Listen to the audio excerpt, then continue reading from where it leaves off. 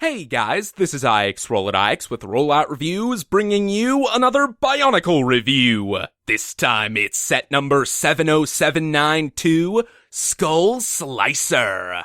This set contains 71 pieces and retails for about $15. Skull Slicer is a fast and vicious lieutenant in Skull Grinder's Dark Army. He fights with all four arms at once, so it takes vigilance, speed, and cunning to avoid his jagged hook blades. And while you're busy dodging his swords, the sneaky Slicer will try and pull off your mask using his evil mask grabber. Skull Slicer is guarding the arena in the heart of the city of the Mask Maker, and anyone who wishes to pass through must defeat him first. We'll take a detailed look at the build starting from the ground up. Slicer has the same feet as the Protectors, although this time there's a small beam added to each heel. These provide some much needed support, which helps with the set's general top heaviness. From here, the legs are incredibly simple, using the new skeletal piece for the shins and completely bare trans bright green CCBS bones for the thighs. You might expect me to critique the lack of armor here, but honestly, I think the design benefits from the rickety thin, gangly limbs. Moving on, the torso uses the new ribbed body armor, continuing the translucent bright green color scheme that makes this figure look almost radioactive. Of course, you still have the familiar exposed ball joints on either side of the chest. As for the chest plate, I'm just not sure what to make of it.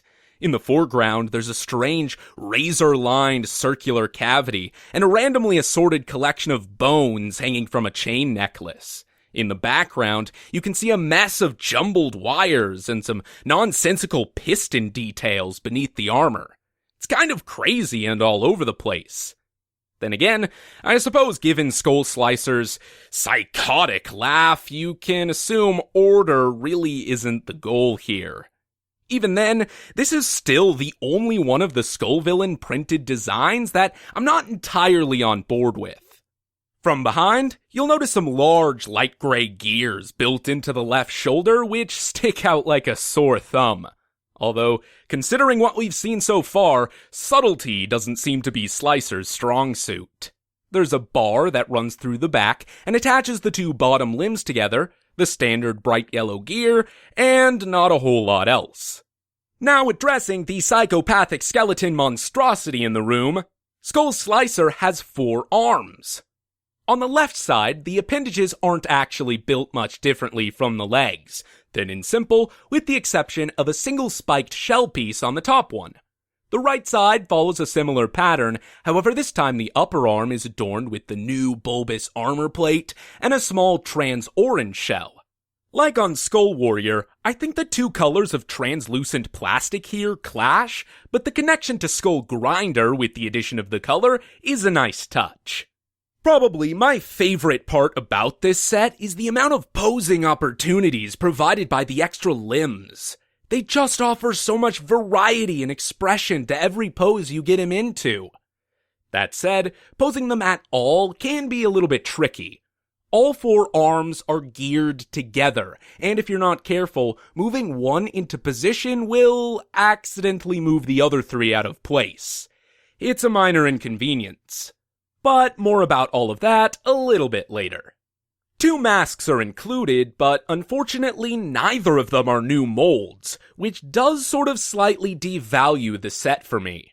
The primary visage of Skull Slicer is represented by this run-of-the-mill Skull Spider mask, which does bring up a multitude of questions.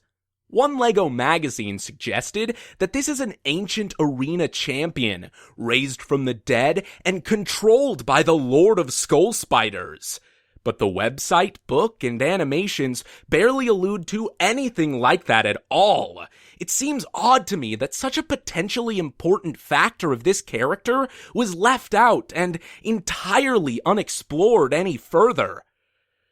But maybe I'm getting carried away here. Basically, while the Skull Spider mask may or may not have any story relevance, objectively, its reuse still seems a little lazy.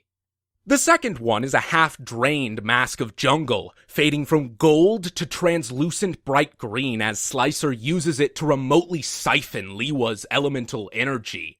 I appreciate that these masks are included to add a level of story-driven play to the sets, but while it looks alright being worn, and is well-suited caught in the maniacal skeleton's claw, I personally don't get a whole lot out of this edition. The head beneath the mask features some trans-orange light piping, and of course, pressing on the eye stalk pops off the mask. This guy wields an arsenal of weaponry. First, he's got a total of 3 fearsome hook blades. Each one has a wicked design specifically meant to slip right behind an enemy's mask and pull it clean off. The final tool at his disposal is his signature mask grabber. Nope, no fancy name. It is what it does. Honestly, I think this thing is a little bit out of place, and almost looks to me like an excuse to fit more trans-orange into the color scheme. Of course, the claw at the end can open and close, but the chain it's attached with leaves it hanging loosely. This doesn't play well in the majority of dynamic action poses without the aid of some kind of stand keeping it from falling to the ground. More often than not, for display, I like to use one of the open rods on the droid torso to fasten the claw to the bottom of the fist.